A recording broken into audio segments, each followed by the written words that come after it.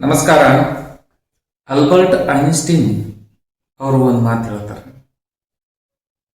ಅವಕಾಶವೆನ್ನುವುದು ಕಷ್ಟದ ಮಧ್ಯದಲ್ಲಿ ಅಡಿಗೆ ಕುಳಿತಿರ್ತದ. ಅವಕಾಶಗಳು ನಮ್ಗೆ ಸುಲಭವಾಗಿ ಕೈ ಸಿಗಲ್ಲ.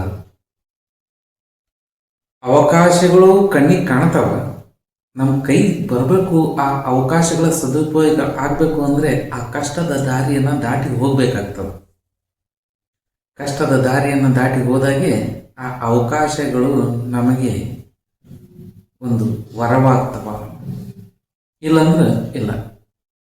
ಬಹಳ ಕೆಲವೇ ಶಬ್ದಗಳಲ್ಲಿ ಸಣ್ಣದಾದ ಒಂದು ವಾಕ್ಯದಲ್ಲಿ ಅವರು ಅಪಾರ್ಚುನಿಟಿ ಬಗ್ಗೆ ತಿಳಿಸ್ಯಾರ. ಅವಕಾಶಗಳ ಬಗ್ಗೆ, ಅವಕಾಶಗಳು ಕಷ್ಟಗಳ ಮಧ್ಯದಲ್ಲಿ ಅಡಗಿರುತ್ತವೆ ಅನ್ನೋದು ಮಾತು.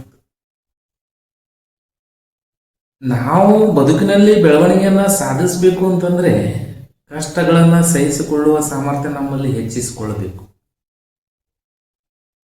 ಕಷ್ಟಗಳನ್ನು ಸ್ವೀಕರಿಸುವ ಮನೋಭಾವ ನಮ್ಮದಾಗಬೇಕು. ಬಂದಂಥ ಕಷ್ಟಗಳನ್ನು ಸಹಿಸಿಕೊಳ್ಳುವ ಸಾಮರ್ಥ್ಯನೂ ಹೆಚ್ಚಿಸಿಕೊಳ್ಬೇಕು.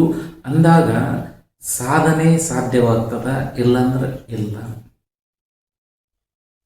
ಸಾಧನೆ ಸಾಧಿಸಬೇಕನ್ನೋ ಕನಸು ಎಲ್ಲರಲ್ಲಿ ಇರ್ತದೆ. ಮತ್ತು ಎಲ್ಲರಿಗೂ ಅವಕಾಶಗಳನ್ನು ಸಮಾನವಾಗಿ ಸಿಕ್ಕಿರ್ತಾವ. ಕೆಲವೊಬ್ರು ಆ ಬಂದಂಥ ಅವಕಾಶಗಳನ್ನು ಅದೆಷ್ಟೇ ಸಮಸ್ಯೆ ಇರಲಿ, ಅದೆಷ್ಟೇ ತೊಂದರೆ ಆಗಲಿ, ಅವರು ಮುನ್ನಡೆದು ಅದನ್ನು ಪಡೆದುಕೊಳ್ತಾರೆ. ಕೆಲವೊಬ್ರು ಅವಕಾಶಗಳು ಕಣ್ಣಿಗೆ ಕಾಣ್ತಾವ, ಆದ್ರೆ ನಡೆಯಕ್ಕೆ ಧೈರ್ಯ ಮಾಡೋದೆಲ್ಲ ಕುಂತಲ್ಲೇ ಕುಂದಿರ್ತಾರ, ಇದ್ದದ್ರದಾಗ ಆರಾಮ ಇರ್ತಾರ, ಸಾಕು ಬಿಡಪ್ಪ ಅಂತಾರ. ಆವಾಗ ಅವರ ಬೆಳವಣಿಗೆ ಅಲ್ಲೇ ನಿಂತಿರ್ತದೆ, ಅವರು ಮುಂದಕ್ಕೆ ಹೋಗೋದಿಲ್ಲ. ಮುತ್ತು ಸುಮ್ಮನೆ ಸಿಗೋದಿಲ್ಲದು. ಸಮುದ್ರದ ಆಳಕ್ಕೆ ಜಿಗಿದು ಮುಳುಗಿ ಅದು ಹುಡುಕಾಟ ಮಾಡಿ ತರಬೇಕಾಗ್ತದೆ.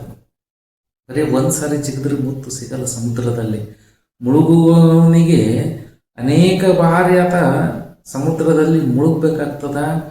ಬಹಳಷ್ಟು ಬಾರಿ ಖಾಲಿ ಕೈಗಳಿಂದ ಬರ್ತಿರ್ತಾನ. ಕೊನೆಗೊಂದಿನ ಅವನ ಕೈ ಖಾಲಿ ಇರಲ್ಲ, ಕೈಯೊಳಗೆ ಮುತ್ತಿರ್ತದೆ. ಅದಕ್ಕೆ ಪ್ರಯತ್ನವೆನ್ನುವುದು ಸದಾ ಇರಬೇಕು ನಮ್ಮ ಕಡೆಯಿಂದ. ಸಾಮಾನ್ಯವಾಗಿ ಯಾವುದೇ ಸುಖ ಸಿಗಲ್ಲ, ಸರಳನೂ ಇಲ್ಲ. ಸುಖವೆನ್ನುವುದು, ನೆಮ್ಮದಿ ಎನ್ನುವುದು, ಸಂತೃಪ್ತಿ ಎನ್ನುವುದು ಅದು ಕಷ್ಟದಲ್ಲಿ ಅಡಿಗೆ ಕೂತಲ್ಲ, ಅವಕಾಶದಂತೆ. ನಾವು ಆ ದಾರಿಯನ್ನು ಸವಿಸಿದಾಗ ಮಾತ್ರ ಅಲ್ಲಿ ನಮ್ಗೆ ಆ ನೆಮ್ಮದಿ, ಸಂತೋಷ, ವಿಜಯ, ಗೆಲುವು ಎಲ್ಲವೂ ಸಿಗ್ತವೆ. ಇಲ್ಲಂದ್ರೆ ಇಲ್ಲ. ಒಂದು ಬೆಳೆ ಬರಬೇಕು ಅಂದ್ರೆ ರೈತನಿಗೆ ಆತ ವರ್ಷ ಪೂರ್ತಿ ದುಡಿಮೆ ಮಾಡ್ತಾನೆ, ವರ್ಷ ಪೂರ್ತಿ ಕಷ್ಟಪಡ್ತಾನೆ. ಕೊನೆಗೆ ಆತನಿಗೆ ಫಸಲು ಆತನ ಕೈ ಸೇರ್ತದೆ. ಹಾಗೆಯೇ ನಮ್ಮ ಬದುಕಿನಲ್ಲಿಯೂ ಕೂಡ ಸಾಧನೆಗಳು ನಮ್ಮವಾಗಬೇಕು, ಸಾಧನೆಗಳು ನಮ್ಮ ಮುಡಿಗೆ ಏರಬೇಕು. ನಮ್ಮ ಕಿರೀಟಕ್ಕೆ ಸಾಧನೆಯ ಗರಿ ಕುಂದಿರಬೇಕು ಅಂತಂದ್ರೆ ನಾವು ಕಷ್ಟಗಳ ದಾರಿಯಲ್ಲಿ ಸಾಗಬೇಕಾಗ್ತದೆ. ನಾವು ಏನು ಕನಸು ಕಾಣ್ತೀವಿ, ಯಾವ ದಾರಿಯಲ್ಲಿ ಹೋಗ್ಬೇಕಂತ ಇಷ್ಟಪಡ್ತೀವಿ, ಅಷ್ಟೇ. ಹೆಚ್ಚಿನ ಸಾಧನೆ ಮಾಡ್ಬೇಕಂದ್ರೆ ಹೆಚ್ಚಿನ ಕಷ್ಟಗಳನ್ನು ಸಹಿಸ್ಕೊಳ್ಬೇಕಾಗ್ತದೆ, ಹೆಚ್ಚಿನ ಪರಿಶ್ರಮ ಬೇಕಾಗ್ತದೆ. ಸಣ್ಣ ಸಣ್ಣ ಸಾಧನೆಗಳಿಗೆ ಸ್ವಲ್ಪ ಪರಿಶ್ರಮ ಬೇಕಾಗ್ತದೆ. ಈ ಕಾರಣಕ್ಕಾಗಿ ನಾವು ಕಷ್ಟಗಳಿಗೆ ಅಂಜದೆ ಮುನ್ನುಗ್ಗುವ ಮನೋಭಾವ ನಮ್ಮದಾಗಬೇಕು. ಅಬ್ದುಲ್ ಕಲಾಂ ಅವರು ಒಂದ್ ಕಡೆಗೆ ಹೇಳ್ತಾರೆ, ಬದುಕಿನ ಮರಳಿನಲ್ಲಿ ನಾವು ಕಾಲೆಳೆಯುತ್ತಾ ಸಾಗಬಾರದು, ಹೆಜ್ಜೆ ಗುರುತುಗಳನ್ನು ಮೂಡಿಸುತ್ತಾ ಸಾಗಬೇಕಂತೇಳಿ. ಯಾಕಂದ್ರೆ ಇಲ್ಲಿ ನಮ್ಮ ಬದುಕಿನಲ್ಲಿ ನಾವು ಹೋದ ನಂತರ ಬದುಕಬೇಕಂತ ಬರೀ ನಮಗೆ ಸಿಕ್ಕಂಥ ಸಮಯದಲ್ಲಿ ಉಸಿರಾಟ ಮಾಡಿ ಉಸಿರು ನಿಲ್ಲಿಸಿ ಹೋಗೋದಲ್ಲ. ಉಸಿರು ನಿಂತರೂ ಕೂಡ ನಮ್ಮ ಹೆಸರು ಉಳಿಯುವಂತೆ ನಾವು ಇಲ್ಲಿ ಬದುಕಬೇಕಾಗ್ಯದ. ಆ ಹೆಸರು ಉಳಿಯುವಂತೆ ಬದುಕಲು ನಾವು ನಮ್ಮ ಬದುಕಿನಲ್ಲಿ ಹೆಜ್ಜೆ ಗುರುತುಗಳನ್ನು ಮೂಡಿಸಬೇಕಾಗ್ತದ. ಹೆಜ್ಜೆ ಗುರುತುಗಳನ್ನು ಮೂಡಿಸ್ಬೇಕಂದ್ರೆ ಕಷ್ಟಗಳ ಮಧ್ಯದಲ್ಲಿ ನಾವು ಸಾಕ್ಬೇಕಾಗ್ತದೆ, ಪಕ್ವತೆಯನ್ನು ಪಡೆದುಕೊಳ್ಬೇಕಾಗ್ತದೆ.